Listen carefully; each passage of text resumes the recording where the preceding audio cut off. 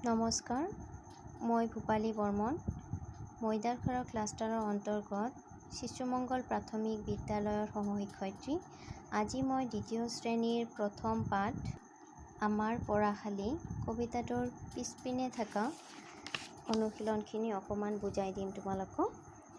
ভালদৰে মনোযোগ দিবা। যিহেতু আগৰ অডিঅ'টোত মই তোমালোকক কবিতাটো গাই শুনাইছিলোঁ, আশা কৰোঁ তোমালোকে কবিতাটি মুখস্থ কৰিছা। এতিয়া পিছৰ পৃষ্ঠালৈ আহোঁ ব'লা। পিছৰ পৃষ্ঠাটোত ইয়াতে এটা স্কুলৰ ছবি দিয়া হৈছে আৰু ইয়াতে সুধিছে যে তোমালোকৰ স্কুলৰ লগত এই ছবিটোৰ বা এই বিদ্যালয়খনৰ মিল আছেনে নাই, কি মিল আছে সেইবোৰ তোমালোকক ক'ব দিছে। আৰু ইয়াতে যে খালী ঠাইটো দেখিছা তোমালোকে, ইয়াতে এখন ধুনীয়া ফুলনি বাগিচা আঁকিবলৈ দিছে তোমালোকক। নানা ৰঙৰ ফুল বনাই তোমালোকে ইয়াতে ৰং কৰিবা, ফুল বাগিচা এখন ধুনীয়াকৈ সাজিবা, ইয়াতে ধুনীয়াকৈ কালাৰ কৰিবা। তো যেতিয়া স্কুল খুলিব তেতিয়া তোমালোকে মোক দেখুৱাব পাৰিবা, হ'বনে? এতিয়া চোৱা, ইয়াতে এটা সৰু কুৱেশ্যন দিছে। প্ৰশ্ন দিছে যে তোমাৰ নামৰ প্ৰথম আখৰটো কি? সেই আখৰেৰে 4টা শব্দ লিখা। ইয়াতে উদাহৰণ দি দিছে যে তোমাৰ নাম যদি হয় নমিতা, নমিতাৰ প্ৰথম আখৰ হৈছে ন।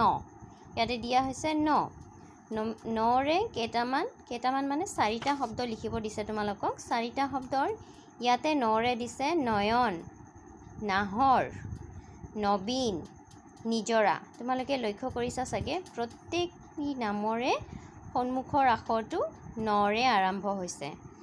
গম পাইছানে ছাত্ৰ ছাত্ৰীসকল? ঠিক তেনেকৈ ময়ো এটা নাম লিখিছোঁ ইয়াতে। ধৰি লোৱা নামটো হৈছে বিদিশা। বিদিশাৰ প্ৰথম আখৰ হৈছে ব। এতিয়া বৰ লগত মিল থকা আমি কেইটামান নাম লিখিব লাগিব বা যিকোনো শব্দ লিখিব পাৰা। তো ইয়াতে মই লিখিছোঁ বকুল, বদি বকুল, বদি ববিতা, বদি ববি, আৰু এটা লিখিছোঁ বীৰেণ। ঠিক তেনেকৈ তোমালোকৰ নাম যদি কিবা বেলেগ নাম আছে, ধৰি লোৱা জেচমিনৰ ইয়াতে কি হ'ব? যদি তোমালোকে বেলেগ বেলেগ নাম লিখিব পাৰিবা। জবা লিখিব পাৰিবা, জাহানাৰা লিখিব পাৰিবা, আৰু তেনেকুৱা ধৰণৰ জৰে আৰম্ভ হোৱা যিকোনো 4টা শব্দ ইয়াতে লিখিলে হৈ যাব। বুজিলানে? এতিয়া চোৱা পিছৰ পেজত কি দিছে। পিছৰ পৃষ্ঠাত দিছে যে মনত পেলাই পঢ়ো আৰু লিখো আহা। কাৰ স্বৰচিন। ইয়াতে তোমালোকে এইবোৰ নিশ্চয় ক্লাছ 1ত পাই আহিছা। তথাপি মই এবাৰ তোমালোকক পঢ়ি শুনাইছোঁ যাতে তোমাৰ আকৌ এইবিলাক মনত আহি যায়। তো তোমালোকে এইবিলাক কৰ স্বৰচিহ্নবিলাক চাব দিছে যে অ আ স্বৰচিহ্নবিলাক কি আছিলে। ইয়াতে দিছে অৰটো কোনো চিন নাই, গতিকে চোৱা এতিয়া কি দিছে ইয়াতে। ক যোগ অ, ক। কৰ লগত মিল থকা এটা শব্দ হৈছে কঠ, কঠ আৰু ভকত। ইয়াতে ভ তাৰপিছত ক আছে, তাৰপিছত ত, ভকত। ঠিক তেনেকৈ চোৱা আৰ চিন হৈছে, চিন হৈছে আকাৰ।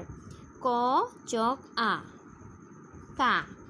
ইয়াতে কি শব্দ দিছে যে কাঠ আৰু চকা। ঠিক তেনেকৈ বাকীবিলাকো দিছে ই হৰ্ষিকাৰ। ক যোগ ই কি, কিতাপ চাকি। ইতে দীৰ্ঘিকাৰ হয়। ক যোগ ই কি, কীট চকী। হৰ্ষকাৰ দিছে ইয়াতে। ক যোগ উ কু, কুলি চকু। দীৰ্ঘকাৰ দিছে ইয়াতে। ক যোগ উ দীৰ্ঘ কু, কূপ কুল। সমান ৰিকাৰ চিহ্ন দিছে। ক যোগ ৰি কৃ, কৃষি আকৃতি। এ সমান একাৰ দিছে। ক যোগ এ কে, কেঁচু টেকেলি। ঐকাৰ দিছে, ঐতে হ'ব ঐকাৰ। ক যোগ ঐ, কত ঐকাৰে কৈ, কৈলাশ জাকৈ। অতে অকাৰ দিছে। ক যোগ অ, কত একাৰে ক, কৰ আৰু শাক। তাৰপিছত দিছে ঔ, ঔকাৰ, ক যোগ ঔ, কদৌকাৰে কৌ, কৌৰ আৰু টকৌ। এইবিলাক তোমালোকে ধুনীয়াকৈ যদি পাহৰিছা তেনেহ'লে ধুনীয়াকৈ মুখস্থ কৰি ল'বা। এনেকৈ ইয়াতে যিটো কৰ দিছে, কৰ জেগাত তোমালোকে খৰ লিখিব পাৰা, গড় দি লিখিব পাৰা, ঘ দি লিখিব পাৰা। যিকোনো এইবিলাক চব আখৰেৰে এটা এটা লিখি পেলাই তোমালোকে ঘৰত পঢ়িব পাৰা। ইয়াতে কি দিছে আৰু সলনি হোৱা ৰূপ, গ, ৰ, তালিবাস আৰু হৰ লগত উ যোগ হ'লে ৰূপ সলনি হয়। যেনে কৈছে যে গড় লগত যদি উ যোগ হয় তেনেহ'লে এইবিলাকৰ ৰূপ সলনি হয়। আৰু ৰূপ সলনি হোৱাৰ পিছত এইবিলাক কেনেকুৱা হয় সেইটো চাওঁ আহা আমি।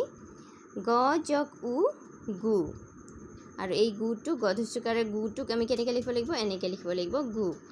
গুৰ আৰু গুৰটো গধুচুকাৰে গু, ৰ নিলিখি আমি এনেকৈ লিখিব লাগিব। তোমালোকে চাই ল'বা ভালে কৰি যে গুৰ, চাগু, চাগু এনেকৈ লিখিব লাগিব। ঠিক তেনেকৈ ইয়াতো দিছে ৰ যোগ উ, ৰু। এই ৰুটো আমি ৰ ধুচুকাৰে ৰু নিলিখি এনেকৈ লিখিব লাগিব। ৰ দি পেলাই পেটৰ কাটি পেলাই এনেকৈ ওলাই দিব লাগিব, তেনেহ'লে হ'ব ৰু।